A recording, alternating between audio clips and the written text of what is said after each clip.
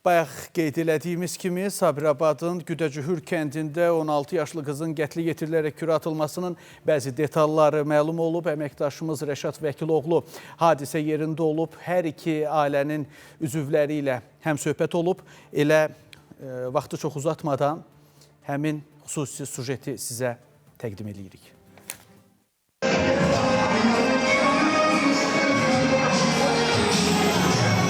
Dedim, mən heç kimdən qorxmuram.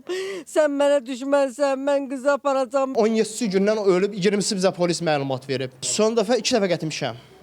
2 dəfə getmişəm, bir dəfə özü aparıb, yenə də getmişəm evinə.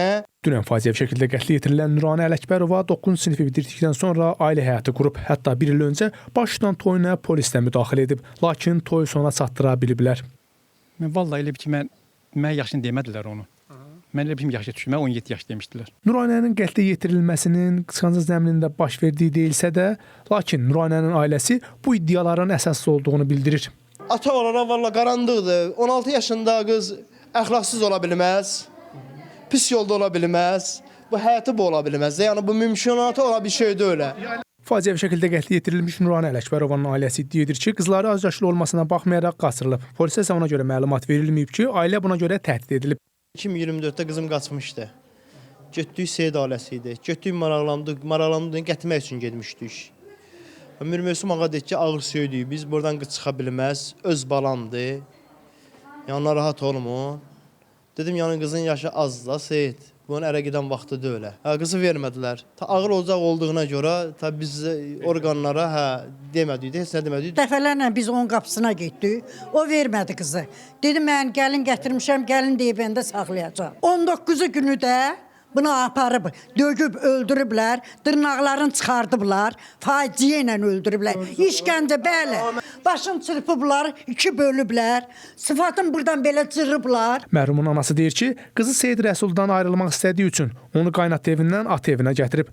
Lakin hər dəfə kürəkəni onu və qızını təhdid edərək geri qaytara bilib. Qızı buradan deyib gülə-gülə alladıb aparıb. Dedim, ana qurban, getdim mən. Onu evə qoymurdum. Qoydular evə, qızımın nəzə ürəyi yumuşaldı. Qoymasaydılar, getməyəcəkdi. Qarşı tərəf isə gəlinlərinin hansı şəraitdə qətlə yetirilməsindən xəbərsizdilər. Hadisə baş verən gün haradaydınız? Mən evdə. Burası qızı gəlib anası aparmışdı. Mən bilən ya 17 olar ya 18, heç mən bilmirdim onu. Mən dünən bilmişəm. Nuranənin ailəsi iddia edir ki, qızlar qətlə yetirilən günə qədər son 3 ay ərzində öz ata evində qalıb. Hansı ki, qətl hadisəsi baş verən gün Seyid Rəsul həyat yoldaşını kəndlərində yaxın toy məclisi adı ilə Şirvandan Sabirabada gətirib və hadisə də elə öz evlərində baş verib. Onu da iddia edirlər ki, qətldən öncə qızlarına işgəncə verilib, daha sonra qətlə yetirilərək və kəndi yaxınlığındakı Kürd çayına atılıb. Ancaq ailə iddia edir ki, Nuranə Şirvandan, yəni ayın 17-sindən Şirvandan Sabirabada gətirilməyib. Yəni qətl baş verən günə qədər Nuranənin bu evə ayağı dəyməyib. Yəni hadisə harda baş verib, onu Seyid Rəsulun öz ailə üzvləri də bilmir. Nuranə Ələkbərovanın meyidi kənddən təxminən 3-4 kilometr ara məsafədəki Kürd çayının bu hissəsindən tapılıb. Onda belə bir sual yaranır.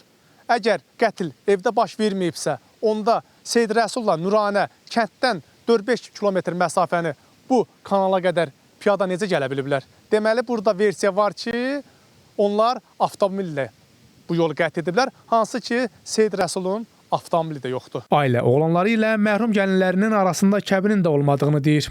Bildirirlər ki, qız zaksa girmək istəyib, yayılan məlumatlar belədir. Zaks olmayıb. Zaks olmur. Yox. Onsuz da 16 yaşda zaks olmur. Bəs kəbin kəsilmişdi? Xeyr.